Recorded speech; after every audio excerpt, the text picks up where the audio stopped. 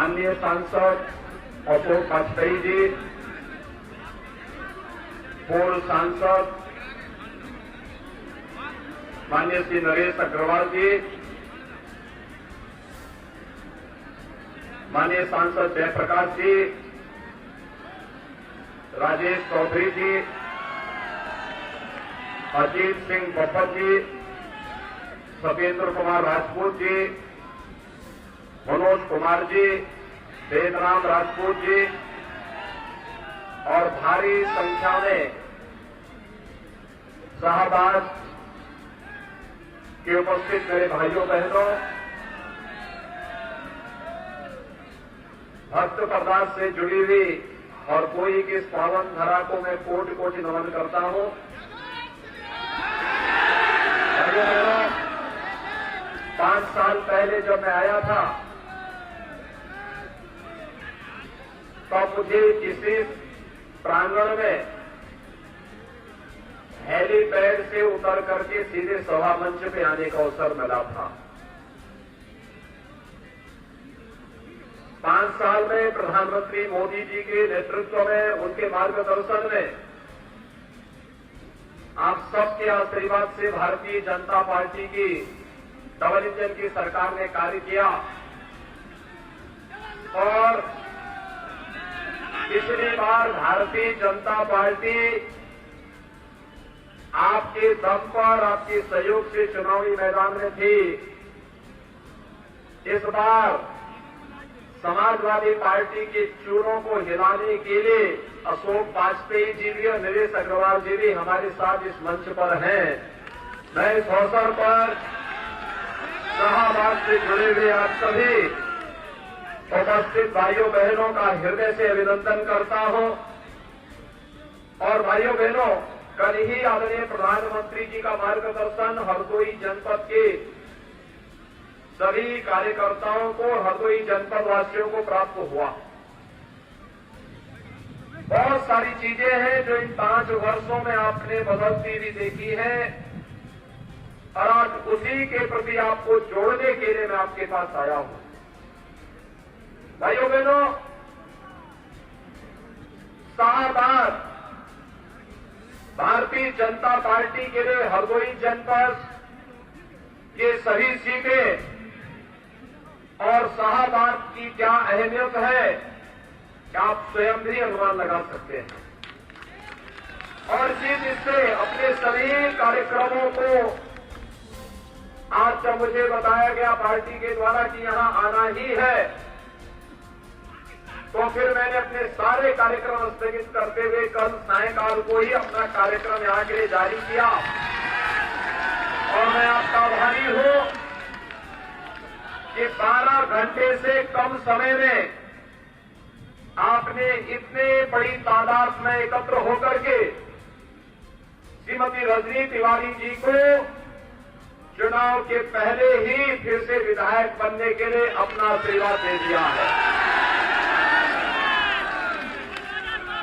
और भाइयों बहनों, यह आशीर्वाद आखिर मिलेगा क्यों नहीं, क्योंकि जैसे कोई व्यक्ति अपने परिवार की देखभाल करता है, ऐसे ही विधानसभा क्षेत्र में एक विधायक के रूप में उन्होंने यहां के सुख दुख में सहभागी बनकर शासन की योजनाओं को यहां तक पहुंचा करके जो योगदान दिया है।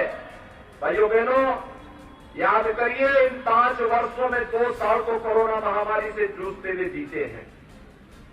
कोरोना कालखंड में डबल इंजन की सरकार ने फ्री में टेस्ट, फ्री में उपचार, फ्री में वैक्सीन कितने लोगों ने लिया है? यहां पे सभी लोग ले लिए हैं। अभिनंदन आपका। और ये वैक्सीन तो देश की कोरोना के खिलाफ लड़ाई का प्रतीक है, लेकिन जो लोग वैक्सीन के खिलाफ दुष्प्रचार करते थे, कहते थे ये मोदी वैक्सीन है, कहते थे ये बीजेपी वैक्सीन है, आज अपने वोट की जोर से करारा तमाचे मारे उनको कि अगर मोदी वैक्सीन और बीजेपी वैक्सीन से जान बचती है तो हम इसी बीजेपी को वोट देंगे। आज उनको बताने की आवश्यकता है। हर कब चली गई कोई पता नहीं। आपने देखा ना, कब थर्ड वेव आई कोरोना की, कब चली गई कोई पता नहीं। आज आपने देखा होगा इंग्लैंड की महारानी एलिजाबेथ को भी कोरोना हो गया है। अमेरिका के अंदर, रूस के अंदर, यूरोप के अंदर हजारों लोग रोज मर रहे हैं, लेकिन भारत के अंदर प्रधानमंत्री मोदी जी के योग्य मार्गदर्शन में, उनके नेतृत्व में कोरोना प्रबंधन का कार्य इतना बेहतरीन हुआ कि हर एक व्यक्ति के जीवन को भी बचाना है और जीविका को भी बचाना है। ये वैक्सीन हम सब के लिए जीवनदायिनी है और आपने वैक्सीन दिया, मैं अभिनंदन करता हूं। लेकिन भाइयों बहनों, जो लोग वैक्सीन के खिलाफ दुष्प्रचार कर रहे थे, वे लोग आपके जीवन के साथ खिलवाड़ कर रहे थे। उनको जवाब दिए जाने की आवश्यकता है। और भाइयों बहनों, डबल इंजन की सरकार है तो डबल डोज राशन का भी मिल रहा होगा ना, मिल रहा है। महीने में 2 बार राशन और 1 बार दाल भी, रिफाइंड तेल भी और 1 पैकेट नमक भी मिलता है ना। मुझे एक बात बताओ, 2017 के पहले भी ऐसे मिलता था क्या? जो लोग ये बोलते हैं कि हम फ्री बिजली देंगे, क्या 2017 के पहले भी लोग बिजली देते थे क्या? भाइयों बहनों, जो लोग अपने शासन काल में सत्ता में रहते हुए बिजली नहीं दे सकते थे, पैसा दे करके कोटे की दुकान से राशन नहीं दे सकते थे, क्या वे आपके संकट में सहभागी बन पाएंगे क्या? और यही एहसास कराने के लिए आए हैं भाइयों बहनों, हम विकास कितना भी कर लें, इस विकास की सार्थकता तभी है, याद करना, इसकी सार्थकता तभी है भाइयों बहनों, जब इसकी सार्थकता तभी है जब सुरक्षा रहेगी। आप इस बात को मानते हैं ना? आज तो प्रदेश में 5 साल में आपने कहीं दंगा सुना है क्या? 5 साल में कहीं दंगा हुआ? पहले तो हर तीसरे दिन दंगे होते थे और पहले तो बिजली की भी जाती होती थी और मजहब होता था ना। याद करिए कि अगर ईद और मुहर्रम होता था तो बिजली आएगी और होली और दीपावली में नहीं आएगी, यही होता था ना। आज तो ऐसा भेदभाव नहीं है ना। आज तो चाहे होली हो या दीपावली, ईद हो या मुहर्रम या क्रिसमस हो या जन्माष्टमी और शिवरात्रि, आपको सबको बिजली, पर्याप्त बिजली देने का कार्य डबल इंजन की सरकार कर रही है ना। और देखिए, अच्छे जनप्रतिनिधि चुन लेते हैं तो क्या लाभ होता है। जिन गांवों में आजादी के बाद बिजली नहीं गई थी, वहां पर भी बिजली की लाइन बिछाई गई। जिन गरीबों के पास बिजली का कनेक्शन लेने के लिए पैसा नहीं था, उनको भी बिजली का कनेक्शन फ्री में दिया गया। जिनके घर में रसोई गैस के सिलेंडर नहीं थे, उनको फ्री में रसोई गैस के सिलेंडर उपलब्ध करा दिए गए। जिनके राशन कार्ड नहीं थे, उनको राशन कार्ड दे दिए गए। और यही नहीं, हरदोई में तो 60,000 परिवारों को एक एक आवास दिया गया है। 60,000 परिवारों को एक एक आवास मिला है ना। भाइयों बहनों, मैं पूछना चाहता हूं, ये जो आवास आज भारतीय जनता पार्टी की डबल इंजन की सरकार दे रही है, आज जो ये बिजली दे रही है, ये जो राशन दिया जा रहा है, जो ये शौचालय बनाने के लिए पैसा दिया जा रहा है, वृद्धजनों को, विधवा महिलाओं को, दिव्यांग जनों को 12,000 रुपये सालाना पेंशन दी जा रही है, ये 17 के पहले ये पैसा कहां चला जाता था? भाइयों बहनों, 17 के पहले यही पैसा इनके इत्र वाले मित्र के घर चला जाता था।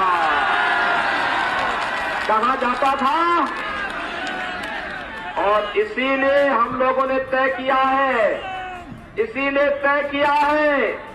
भाइयों बहनों, हमारा बुलडोजर सड़क ही नहीं बनाता है, इनके चित्र वाले मित्र की छाती पे भी चढ़ करके रगड़ने का काम भी करता है, क्योंकि ये लोग प्रदेश को लूटते थे, गरीबों को लूटते थे। और इसलिए तय किया है बुलडोजर सड़क भी बनाएगा, एक्सप्रेस हाईवे भी बनाएगा और भ्रष्ट और बेईमानों की संपत्ति को फिर से वापस सरकार के खजाने में भरने का भी काम करेगा। और इसलिए हम लोगों ने नया यंत्र विकसित किया। भाइयों बहनों, मैं आज इसीलिए आपके पास आया हूं। याद करिए 2017 के पहले जब 2012 में समाजवादी पार्टी की सरकार आई थी, उसने 2013 में पहला काम क्या किया था? आतंकवादियों के मुकदमों को वापस लेने का। 1.5 दर्जन आतंकवादियों के मुकदमों को उन्होंने वापस लिया था। मैं आज पूछना चाहता हूं, समाजवादी पार्टी के मुखिया से पूछना चाहता हूं, उनको जनता के अदालत से स्पष्टीकरण देना चाहिए कि उन्होंने किस हैसियत से उत्तर प्रदेश की सुरक्षा और देश की सुरक्षा के लिए घातक बने हुए आतंकवादियों के मुकदमों को वापस लेने का उस समय दुस्साहसिक कृत्य किया था। क्यों किया था? अयोध्या में राम जन्मभूमि पर हुए हमले का हो, काशी में संकट मोचन मंदिर में तो 28 निर्दोष लोग मारे गए थे, सीआरपीएफ कैंप पर रामपुर में हमला हुआ था, लखनऊ, अयोध्या और वाराणसी की कचहरियों पर हमला हुआ था, गोरखपुर, कानपुर और बिजनौर में सीरियल ब्लास्ट हुए थे। इन सभी घटनाओं के दोषियों को, आतंकवादियों के मुकदमों को वापस लेने की कुत्सित चेष्टा की थी से अखिलेश यादव ने। और मैं पूछना चाहता हूं, अभी गुजरात की एक न्यायालय ने 38 आतंकवादियों को फांसी की सजा दी है। और भाइयों बहनों, उनमें से 8 लोगों का संबंध उत्तर प्रदेश के आजमगढ़ से है। आजमगढ़ में एक आतंकवादी को फांसी की सजा जो पाया है, उसका अब्बा समाजवादी पार्टी का प्रचारक है आजमगढ़ में। मैं अब्बा जान तभी बोलता था क्योंकि मैं इनकी हरकतों को देखता था, और मैंने इसीलिए पहली बार कहा था पिछली बार भी। वो समाजवादी पार्टी का वहां पर सक्रिय कार्यकर्ता की हैसियत से काम कर रहा है। समाजवादी पार्टी के मुखिया को इस पर अपना स्पष्टीकरण देना चाहिए और जनता जनार्दन से माफी मांगनी चाहिए, नाक रगड़ करके माफी मांगनी चाहिए कि उन्होंने प्रदेश की सुरक्षा के साथ और देश की सुरक्षा का खिलवाड़ किया है। मैं पूछना चाहता हूं उनसे कि क्या राजनीति इतनी बड़ी हो गई है कि हम अपनी जनता जनार्दन की सुरक्षा के साथ और प्रदेश और देश की सुरक्षा के साथ खिलवाड़ करके राजनीति करें? लेकिन यह कुकृत्य समाजवादी पार्टी कर रही है। और इसलिए भाइयों बहनों, समाजवादी पार्टी को दिया जाने वाला कोई भी समर्थन का मतलब आतंकवाद को और माफिया और अपराधियों को प्रश्रय देने जैसा है। अपने आने वाली पीढ़ी के भविष्य के साथ खिलवाड़ करने जैसा है। पेशेवर अपराधी और माफियाओं को प्रदेश के संसाधनों पर डकैती डलवाने के लिए सीधे सीधे उनके लिए कालीन बिछाने जैसा है। और मुझे लगता है कि कोई भी समझदार व्यक्ति ये भूल कभी नहीं करेगा।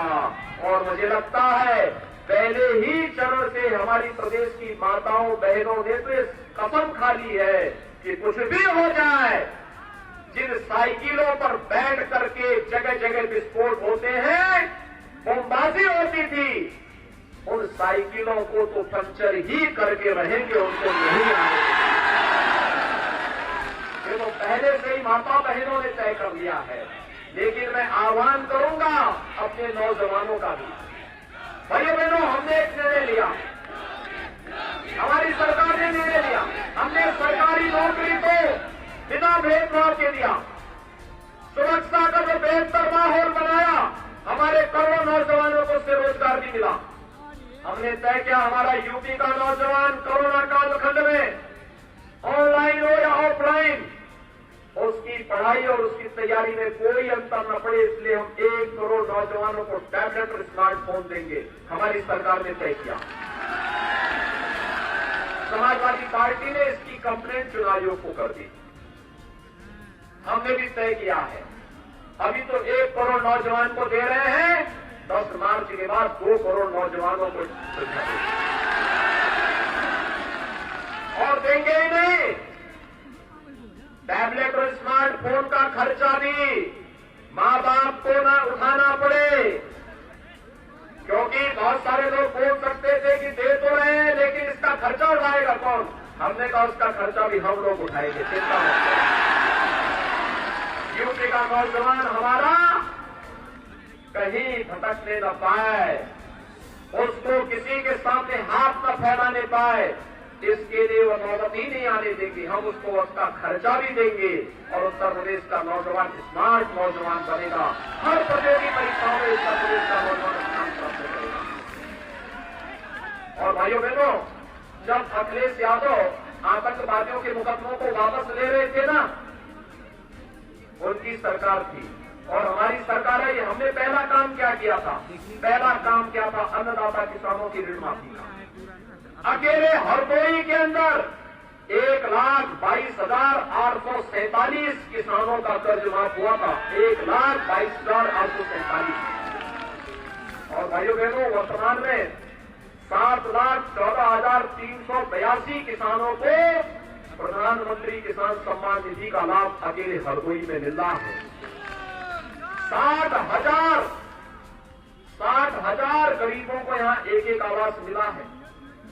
और भाइयों बहनों, 82,700 से अधिक निराश्रित महिलाओं को 12,000 रुपये पेंशन, सालाना पेंशन, 27,900 से अधिक दिव्यांगजनों को यहां पर पेंशन की सुविधा दी जा रही है, 12,000 रुपये सालाना, और 1,42,495 वृद्धजनों को भी सालाना 12,000 रुपये पेंशन की सुविधा हम उपलब्ध करा रहे हैं।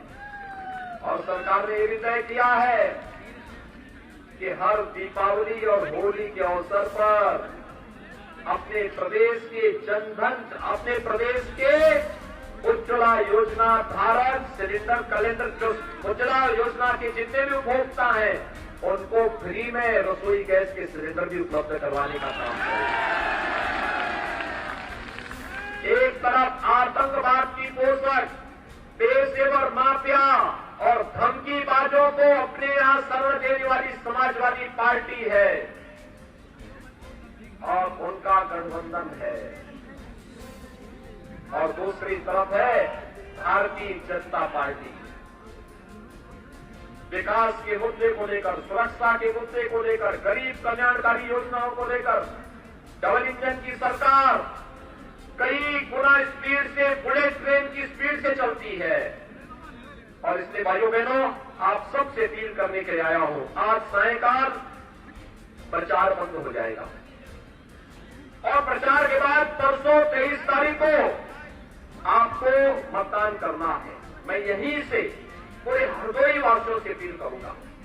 भारतीय जनता पार्टी ने शाहबाद से श्रीमती रजनी तिवारी जी को, सवाईपुर से श्री मानवेंद्र प्रताप राणू को, हरदोई से श्री नितिन अग्रवाल को, गोपा मोहन सुरक्षी से श्री श्याम प्रकाश जी को, सांडी से श्री प्रभात कुमार जी को, बिलग्राम लता से श्री आशीष सिंह आशु को, बालामऊ सुरक्षी से श्री रामपाल वर्मा को, संडीला से श्रीमती अलका अर्घवंशी को अपना प्रत्याशी बनाया है।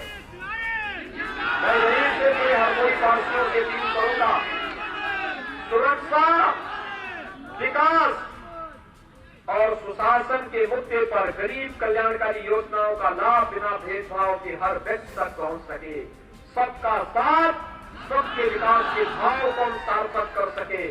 प्रधानमंत्री मोदी जी की मंशा के अनुरूप आने वाले 5 वर्ष में उत्तर प्रदेश की अर्थव्यवस्था को देश की नंबर 1 अर्थव्यवस्था के रूप में स्थापित कर सके, इसके लिए भारतीय जनता पार्टी की सरकार आवश्यक है। और भारतीय जनता पार्टी के लिए श्रीमती रजनी तिवारी का यहां से विधायक बनना आवश्यक है। सभी लोग सहमत हैं? भाइयों बहनों, चुनाव जीतने के लिए पहला काम मतदान का होगा। चुनाव के दिन पहला काम, और फिर मतदान करेंगे। सबसे पहले जागरण करके, ईश्वर आराधना करके, पहला काम 7 बजे मतदान स्थल पर जाने का करेंगे। कमल के चुनाव चिन्ह से भारी मतों से भारतीय जनता पार्टी के